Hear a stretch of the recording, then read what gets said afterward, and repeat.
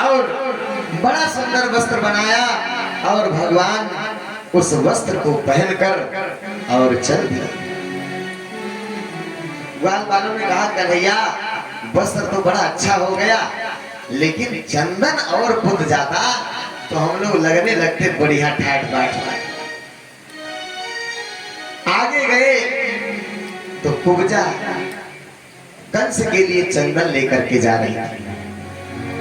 3 जगह से टेढ़ी मेढ़ी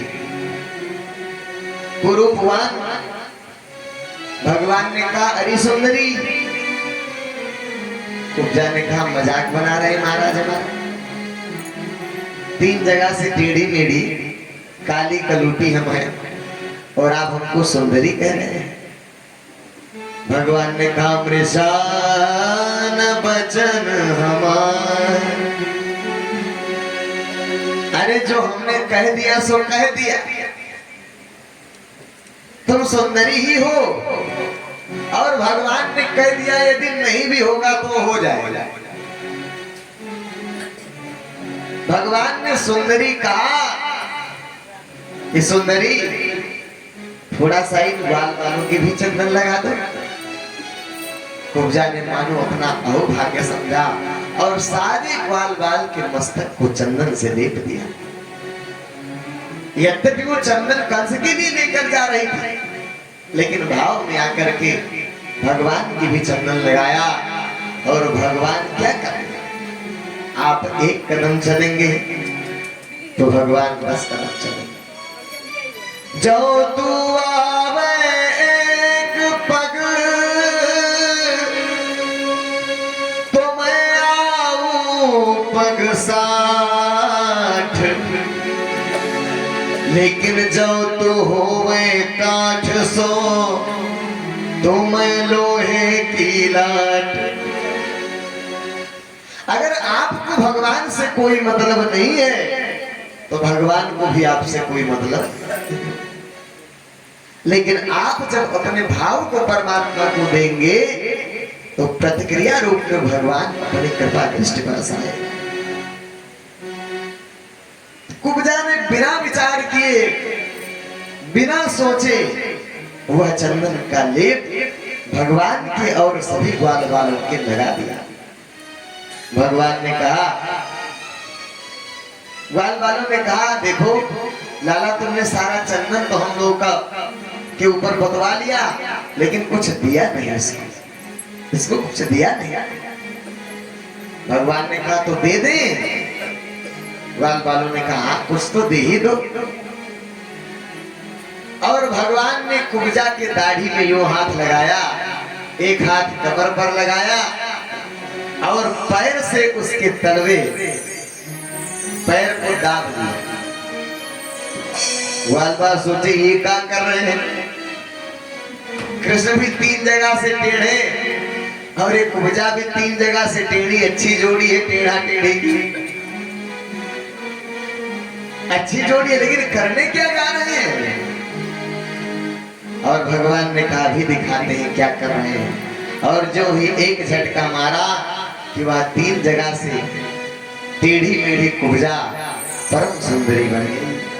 बोल वृंदावन बांके बिहारी लाल की जय जय श्री राधे श्याम।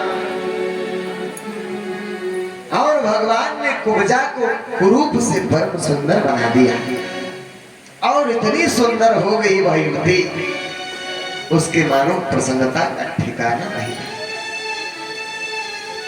कुब्जा ने भगवान का हाथ पकड़ा और कहा चलो ना गोपाल हमारे घर।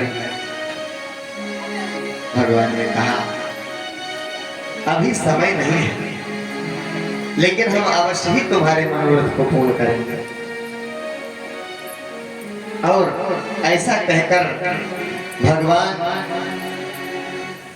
उस रंगशाला में प्रवेश किए जहां पर कंस का वह विकराल धनुष रखा था और उस विकराल धनुष को भगवान ने उठाया और प्रत्यंचा चढ़ाकर तोड़ दिया।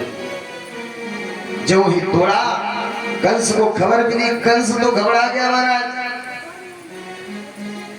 ऐसा घबराया मानो काल आ गया, क्योंकि उसे पता था कि इस धनुष को जो तोड़ेगा वही हमारा वध कर सकता है।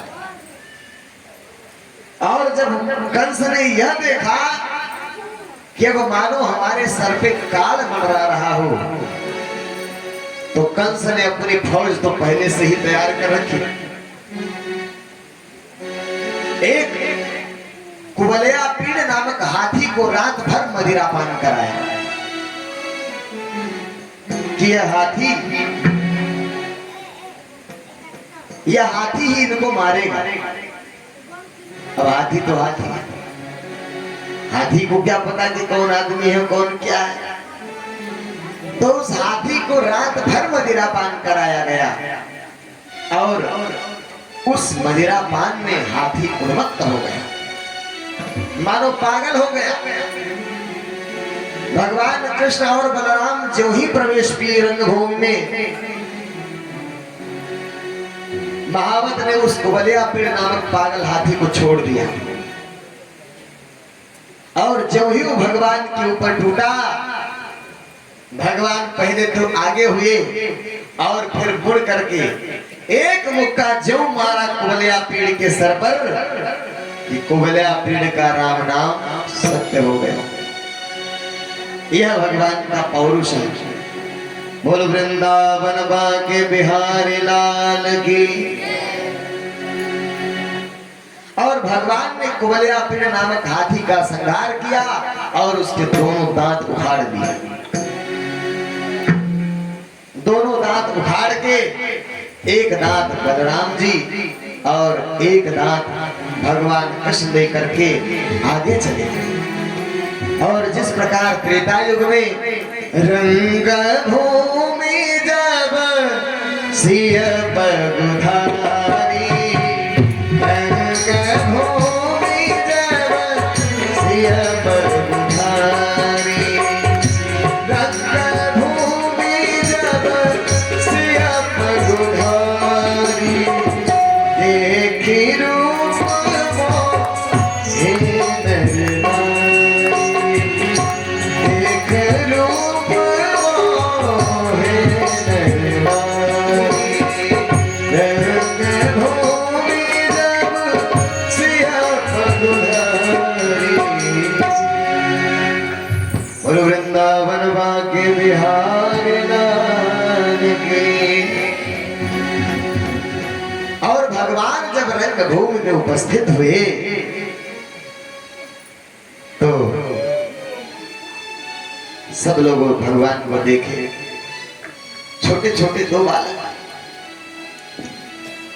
यही 11 से 15 वर्ष की अवस्था के बीच, और इतने विशालकाय हाथी कुबलिया पीड़ को मारना, इतने विशालकाय धनुष को उठाकर उस पर प्रत्यंचा चढ़ाना, तो जाकी रही भावना जैसी,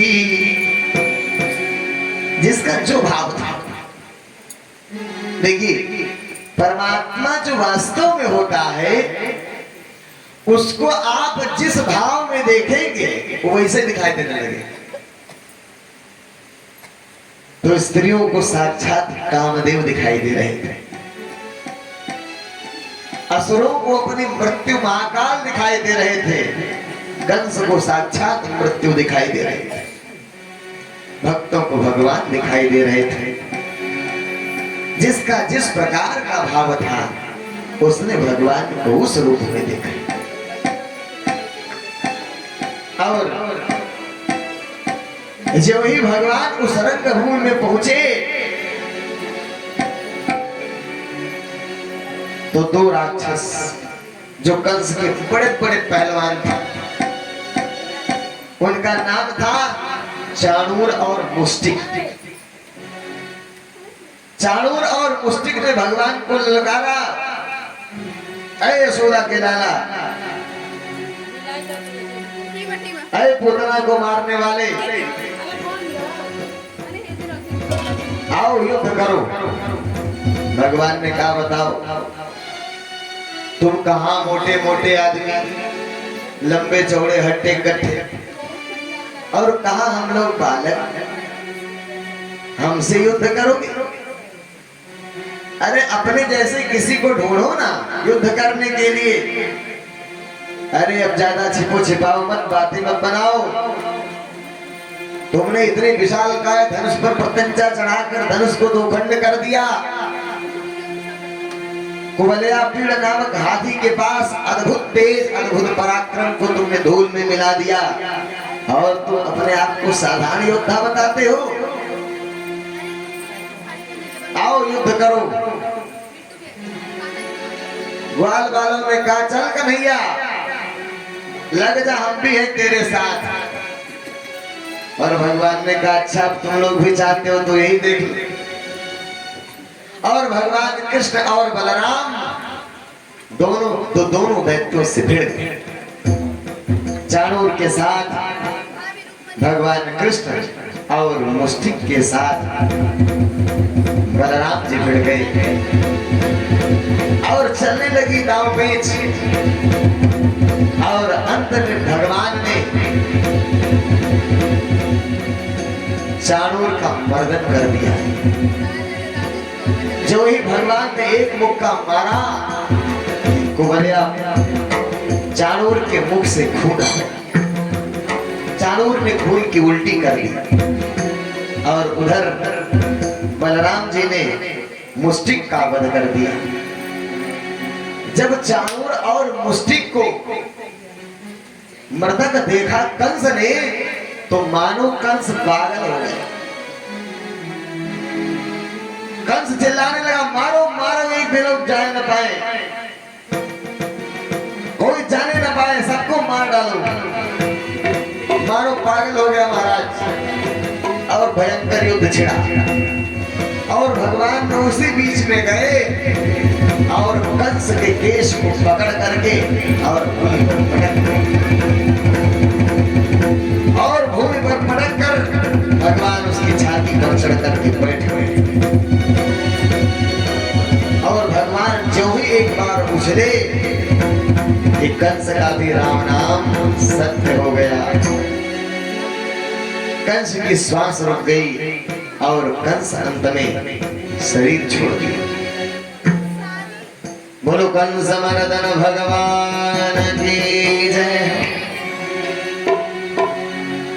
श्री राम जय जय, श्री कृष्ण जय जय, श्री राम जय जय, श्री कृष्ण जय जय, श्री राम जय जय, श्री कृष्ण जय जय, श्री राम जय जय, श्री कृष्ण जय जय, नारायण नारायण सदानंद जय जय, श्री राम जय जय,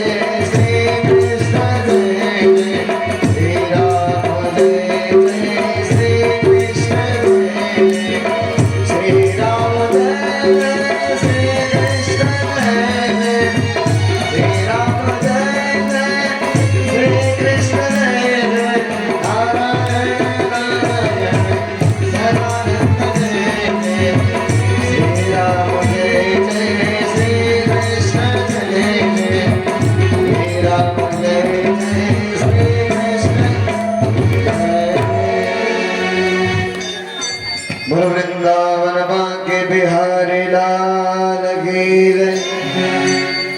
रमापति रामचंद्र भगवान की जय। और भगवान ने कंस का वध कर दिया। सारे देवता भगवान का गान करने लगे, परमात्मा का यशगान करने लगे, गंधर्व गान करने लगे, देवता लोग पुष्प की वृष्टि करने लगी। धन्य हो प्रभु, अब भगवान की मुख्य लीला प्रारंभ होगी। क्यों? क्योंकि अभी तक तो भगवान की बाल लीला थी। अब भगवान जिस लिए आते हैं, किस लिए आते हैं भगवान? परित्राणाय साधूनां विनाशाय च दुष्कृतां धर्म संस्थापनार्थाय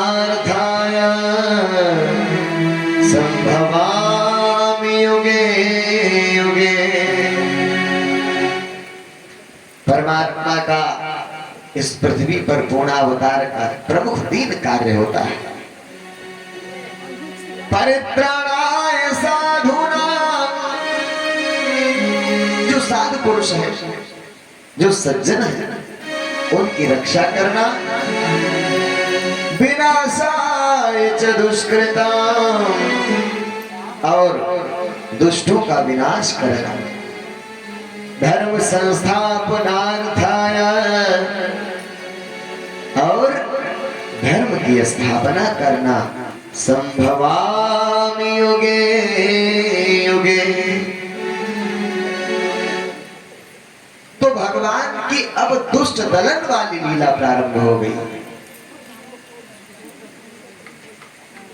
दुष्ट दलन वाली लीला भगवान ने अब आरंभ की, और कंस का वध भगवान ने किया। कंस का वध कर, कंस बड़ा आताताई था। अपने पिता महाराजा उग्रसेन को उठाकर जेल में डाल दिया। जब भगवान ने देखा कि कंस का शरीर छूट चुका, प्राणांत हो गया, भगवान ने उसका दाह संस्कार करवाया और मथुरा नगरी का राज्य उग्रसेन जी को दिया। मथुरा नगरी का राज उग्रसेन पाए, और अब भगवान वापस ब्रज गए नहीं, यही रहे। और यहीं से अब भगवान का गर्गाचार्य जी ने उपनयन संस्कार की। उपनयन संस्कार, उपनयन का अर्थ जानते हैं? उप का मतलब होता है समीप, और नयन का मतलब होता है नेत्र। तो इन दोनों नेत्रों के पास में जो ये नेत्र है, इसको कहते हैं तीसरा नेत्र। तो त्रिनेत्र को, तीसरे नेत्र को खोलने का जो विधान है, उसको क्या कहते हैं? उपनयन संस्कार। जो आपको कल बताया गया था कि गर्भावस्था में शिशु के साथ जो घात होता है, जो ब्रह्म से जीव विच्छेद हो गया, भूल गया, उसी को वापस दिलाने के लिए उपनयन संस्कार कराया जाता है। और उस जीव को उपनयन अर्थात तीसरा नेत्र दिया जाता है। तो गर्गाचार्य जी ने भगवान का उपनयन संस्कार करवाया। उपनयन संस्कार में क्या होता है? जिस ब्रह्म का दर्शन जीव कर रहा था, उसी ब्रह्म का दर्शन कराया जाता है। और अब तो बड़ी कर्मकांडी पद्धति हो गई है। मात्र मंत्र पढ़ करके और यज्ञादि अनुष्ठान करके लोग जनेऊ पहना देते हैं। जनेऊ का भी अर्थ होता है। 3 लड़ियां होती है जनेऊ में। क्या अर्थ होता है उसका? अर्थात उसका जनेऊ हो गया, वह सत रज और तम तीनों गुणों से उपरत हो गया, ऊपर हो गया। और उन जनेऊ के एक एक धागे में फिर 3-3 लड़ियां होती। उसका अर्थ क्या है? कि अब वह ब्रह्ममय स्थिति को प्राप्त हो गया है। उसी को क्या कहते हैं? उपनयन संस्कार। और भगवान का उपनयन संस्कार हुआ, और उपनयन संस्कार के बाद भगवान गुरुकुल में जाते हैं। महाकालेश्वर धाम उज्जैन में संदीपन मुनि के आश्रम में विद्याध्ययन करने के लिए जाते हैं। और 65 दिनों के भीतर भगवान ने सारी विद्या का अर्जन कर लिया। गुरुग्रह पढ़न गए रघुराई, गुरुग्रह पढ़न गए रघुराई, गुरुग्रह पढ़न गए रघुराई, गुरुग्रह पढ़न गए रघुराई। अनपुर काल में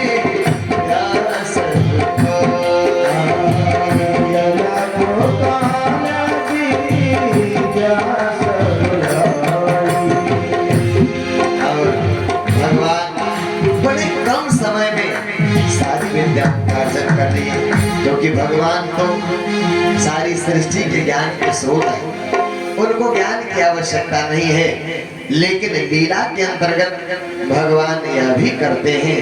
और संदीपन मुनि के यहाँ से विद्याध्ययन करने के पश्चात भगवान जब वापस होने लगे तो गुरु माता ने कहा, कृष्ण जा रहे हो, जा रहे हो? जब तक तुम यहाँ थे ना, तब तक हमारे पुत्र की याद हमको नहीं आती थी, क्योंकि तुम हमारे पुत्र की भांति ही लगते थे। और अब जा रहे हो तो मुझे बड़ा कष्ट हो रहा है। कहे माता, आपके यहाँ तो बहुत लोग आते हैं, पढ़ करके चले जाते हैं, फिर हमारे ही जाने से कष्ट क्यों हो रहा है? माता ने कहा, कृष्ण तुम औरों के समान नहीं, तुम तो विलक्षण और अद्भुत प्रतिभा है तुम्हारे अंदर। तो माता ने कहा कि गुरु दक्षिणा के रूप में यदि मुझे देना चाहते हो तो हमारे पुत्र को वापस ले आओ। उनका पुत्र समुद्र में डूबकर मर गया, बहुत दिन हो गए थे, काफी समय। अब बताइए, किसी के लड़के को मारना, मरा हुआ लड़का जो कितने सालों पहले मर गया हो, लेकिन भगवान गुरु दक्षिणा देने के लिए समुद्र के पास गए और समुद्र से कहा कि तुम्हारे पास हमारे गुरु का पुत्र है। समुद्र ने कहा, महाराज हमारे पास नहीं है, लेकिन हमारे ही समुद्र में पांचजन्य नाम का एक राक्षस रहता है, हो सकता है उसके पास हो। और भगवान समुद्र में प्रवेश किए और उस पांचजन्य नामक राक्षस को, एक शंखाकार था, उस शंख के भीतर ही वो रहता था,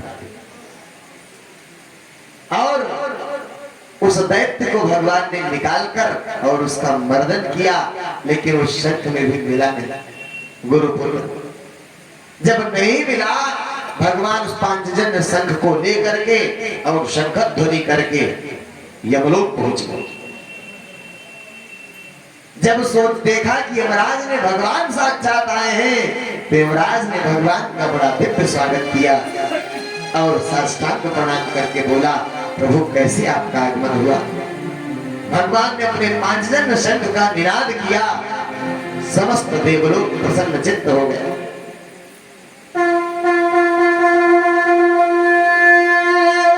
और इस प्रकार से जब भगवान ने कहा कि हमारा गुरुपुत्र यहाँ पर है, यमराज ने गुरुपुत्र को बुलाया और गुरुपुत्र के जीव को वापस कर दिया। भगवान गुरुपुत्र को यमलोक से लेकर के सशरीर वापस लाके गुरु माता को भेंट दिए और वापस भगवान मथुरा। अब भगवान मथुरा में ही रहने लगे। बाबा तो चले गए थे और अब मथुरा में भगवान उद्धव के साथ, उद्धव से के उद्धव मोही ब्रज बिसरत नाही, जाओ जाओ वृंदावन हे उद्धव, गोपियों से जाकर तुम मिलना, पहला काना ले जा है, पहला काना ले जा है, सुदूर की दरारे कल आना, जाओ जाओ वृंदावन हे उद्धव।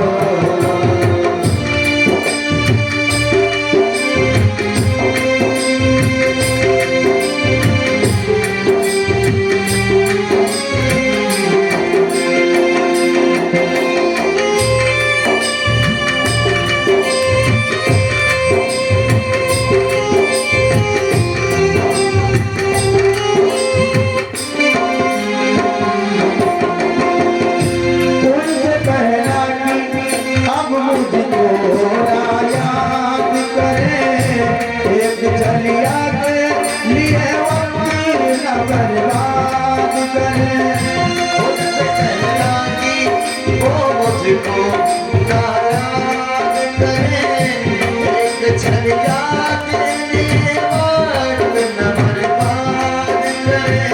उनसे कहना कि हम मुझको नायाद करे, एक जलिया के लिए वक्त न बर्बाद करे, एक जलिया के लिए वक्त न बर्बाद करे। कभी आएगा मिलने तुमसे वो, कभी आएगा मिलने तुमसे वो, किसी धोखे में आपको मत रहना, कहना कहना भेजा है सुजूर की जलाले करे पाला जाओ जाओ वृंदावन हे उद्धव।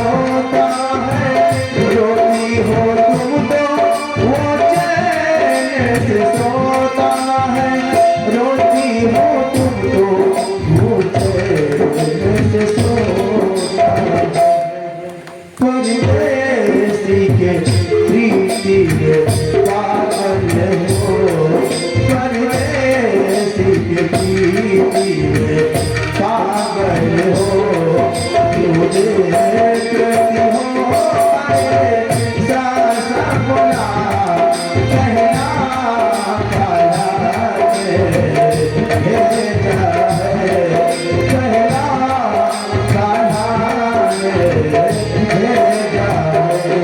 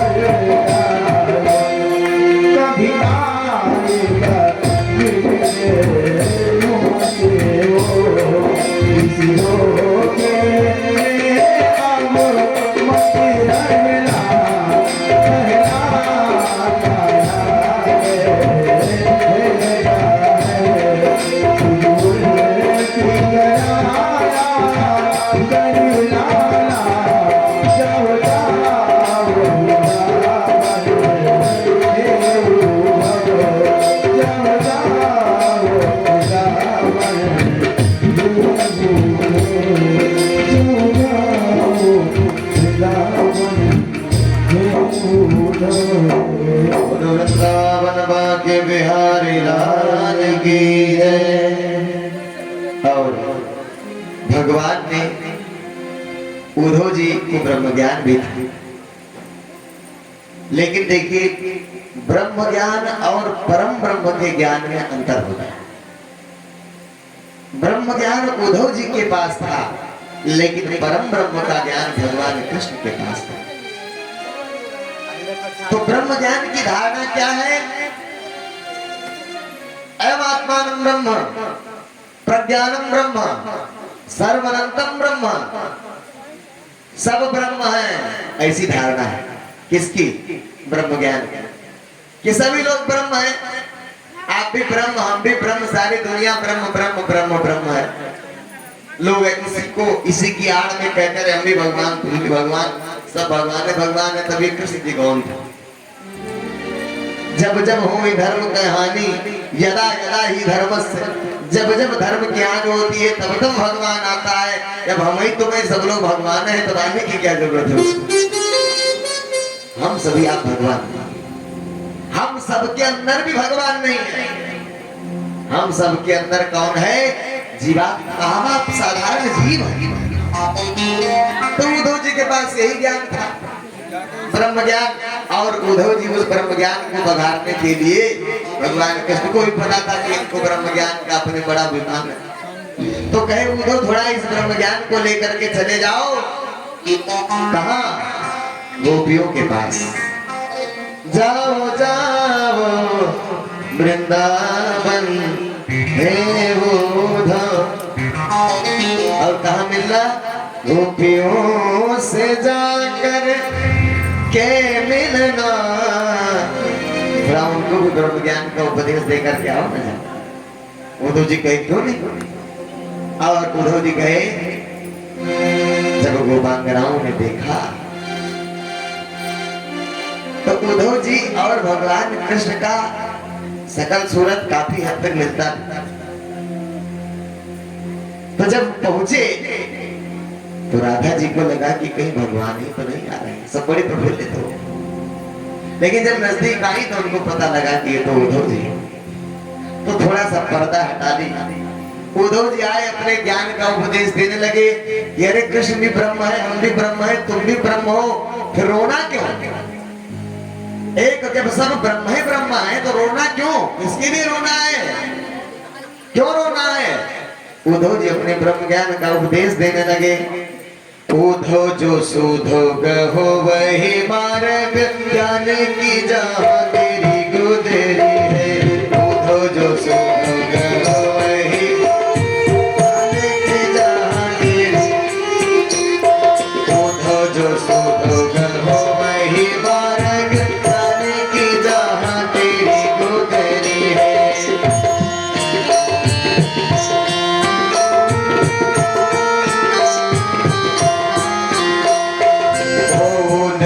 सिख मानी है गया, श्याम की प्रीति प्रतीति करी है।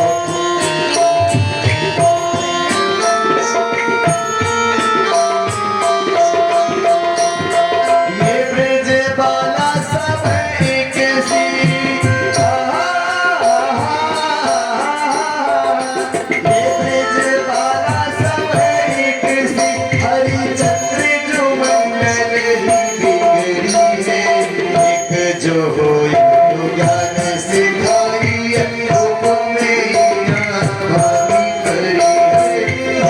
जो हो ज्ञान सिखाई रूप में भागी करी, रूप में भागी करी है। वृंदावन भाग्य बिहारी लाल की जय। और राधा जी ने कहा एक बात बताओ, जब हम भी ब्रह्म तुम भी ब्रह्म हैं तो हम ब्रह्म अज्ञानी हो गए और तुम ब्रह्म ज्ञानी हो गए।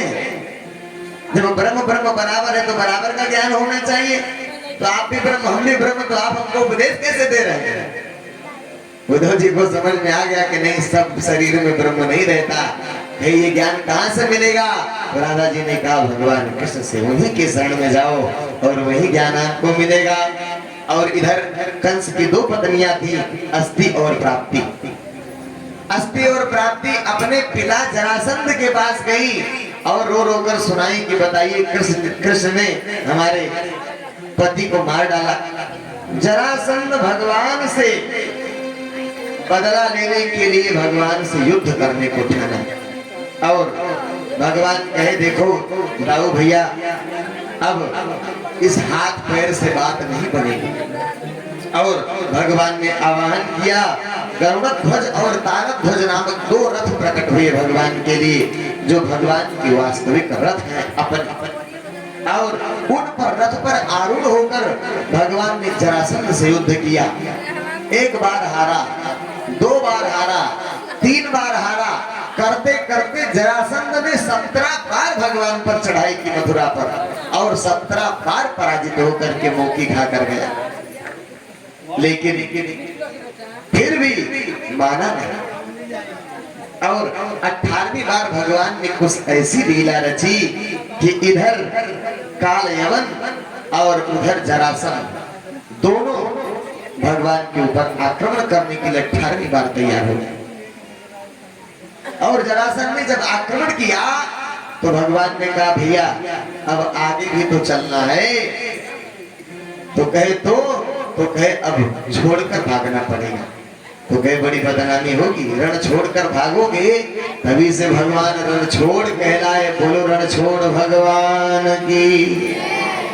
भगवान कृष्ण का एक नाम रण छोड़ भी पड़ा। कब?